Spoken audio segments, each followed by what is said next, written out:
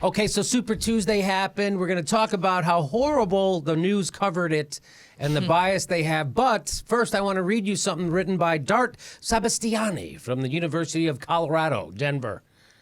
If you had told me in December of last year that we'd have tide in Iowa and Massachusetts, destroyed in Minnesota and Colorado, Oklahoma, and Vermont, while sitting on over $50 million in cash with an unending supply of rabid Bernie donators and volunteers, I would not have believed it.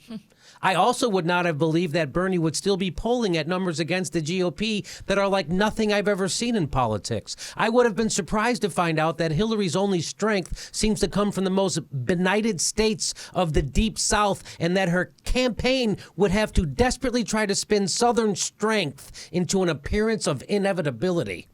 I would also have been surprised to find out that Hillary has diminishing support from women under the age of 50. I would have been surprised to find out that she needed her frail husband to hit the campaign trail 24/7 to keep her above water. I would have been surprised to find out that she'd have to completely copy Bernie Sanders' message just to stay relevant. I would have been surprised that she's become stuck needing to desperately fund her campaign from industries and special interests while trying to maintain herself as a credible agent of the people. I would have been surprised that she lost every single voting district in Minnesota. I would have been surprised that she barely won Massachusetts when she easily beat Obama in Massachusetts in '08. I would have been surprised that the FBI and the Justice Department investigations would be ongoing. I would have been really surprised that Hillary and her supporters